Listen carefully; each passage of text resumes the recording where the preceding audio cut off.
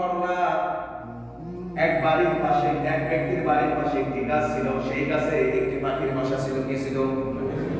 পাখির বাসা ছিল। সেই বাসায় ওই পাখি যখনই ডিম পাড়তো, তখনই ওই ব্যক্তি, ওই বাসায় থাকা যে ব্যক্তি আসছে, ওই ব্যক্তিটি তখনই ডিম পেড়ে খেয়ে ফেলতো। এমনি করে যখনই পাখির ডিম দিত, ডিম বাসায় পাড়তো, তখনই ওই ব্যক্তি ডিম পেড়ে খেয়ে ফেলতো।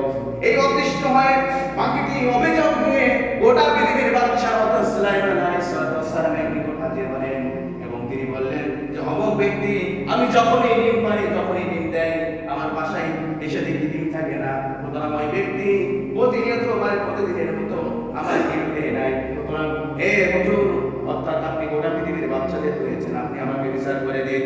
এবার কি বললেন?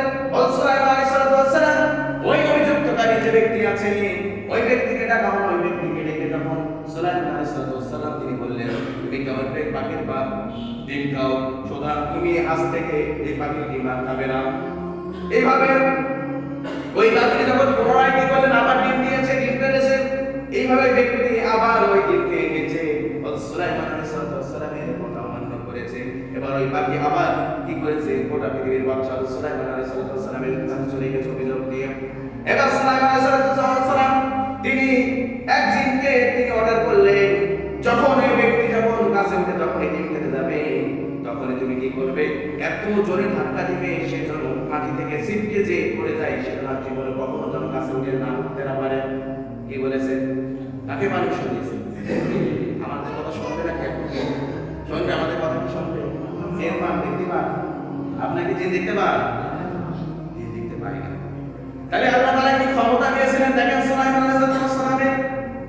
এইভাবে ওই জিনটি তিনি হযরত সুলাইমান আলাইহিস সালামের নির্দেশনা মানার জন্য তিনি প্রস্তুত হয়েছেন। একদিন হঠাৎ ওই ব্যক্তি আবার পাখির গাছের থেকে, পাখির বাসা থেকে ডিম পাড়তে খেতে যাবে। এমন অবস্থায় একটা ভিক্ষুক আসলো। এক ভিক্ষুক এসে ডাক দিল, বাবা আমার জন্য একটু ভিক্ষা দাও। এবার ব্যক্তি ডিম খাওয়ার আগে তিনি কি করলেন, ওই ভিক্ষুককে এক মুষ্টি খাবার দিলেন। ভালো করে খেয়াল করবেন কিন্তু, টাকার মতো আসছে কিন্তু খেয়াল করবেন।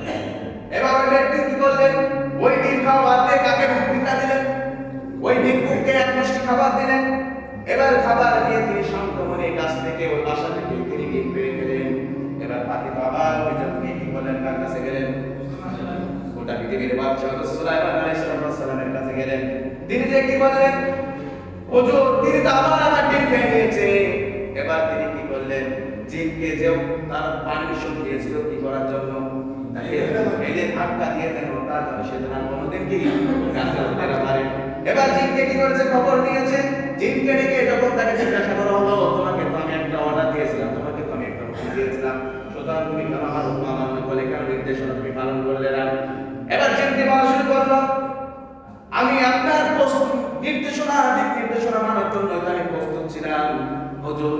এমন অবস্থায় ওই ব্যক্তি দেখি যখনই কাছে উঠবে আমি তো প্রস্তুত ছিলাম, কিন্তু দেখলাম কি ওই ব্যক্তি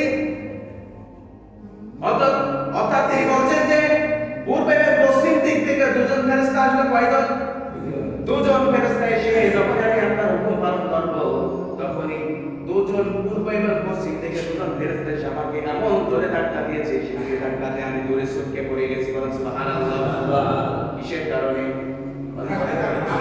ধাক্কা তো বটেই, কিন্তু দানের বিষয়, দানের করার কারণে কিসের জন্য? দানের বরকতে। এবার আসুন, তিনি আশ্চর্য হয়ে গিয়েছে। জিনের কথা শুনে, গোটা পৃথিবীর বাদশা সুলাইমান আলাইহিস সালামের কথা শুনে, জিনের কথা শুনে তিনি অবাক হয়ে গিয়েছেন। তিনি বললেন এমন হওয়ার কারণ কি? তিনি তার কাছে শুনতে চাইলেন। যিনি একে একে সব নির্দেশনা করে বলছেন, ঘটনাটি করে বলছেন। তিনি বলছেন ওই লোকটি যখন গাছ থেকে উঠে গাছে উঠবে ভাব, ওই সময় দেখি একজন ভিক্ষুক এসেছে। কয়জন? একজন ভিক্ষুক এসেছে। ওই ভিক্ষুককে তিনি সর্বপ্রথম ভিক্ষায় মুষ্টি খাবার দিয়েছেন, দান করেছে। তারপরে যখন তিনি তখন দেখলাম যখন আমি এইটা যখন পালন করবো, তখন কি করেছে, ফেরেশতার সামনে ধাক্কা করে দিয়েছে। এবার তিনি বলছেন নিশ্চয়ই আল্লাহর পথে দান করার কারণে হয়তো আল্লাহর রহমতে, আল্লাহর বরকতে আমার বিপদ কি করেছে, দূর করে দিয়েছে। কথা কয় না? কি করেছে? কিসের কারণে?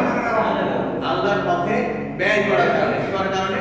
আল্লাহর পথে ব্যয় করার কারণে। সুলাইমান আলাইহিস সালাম বললেন তুমি ঠিক বলেছো, কেননা আল্লাহ রাব্বুল আলামিন কর্মকারী অর্থাৎ তিনি বলে দিচ্ছেন যে আল্লাহ জানিয়ে দিয়েছি আল্লাহ আমি আল্লাহর কথা যদি তোমরা সদকা দান করো তাহলে তোমরা বিভিন্ন ধরনের বড় বড় বালা মুসিবত থেকে কি করবা বেঁচে যাবা এখন বলেন তো ওই দিন তো বেঁচে যাওয়ার কারণ কি দান করার কারণে কিসের কারণে যেহেতু সময় হয়ে গেছে আমি ইনশাআল্লাহ আগামী জুম্মাতে দানের বিষয়ে আলোচনা করব কি করব এই দানের বিষয়ে আলোচনা করব আলহামদুলিল্লাহ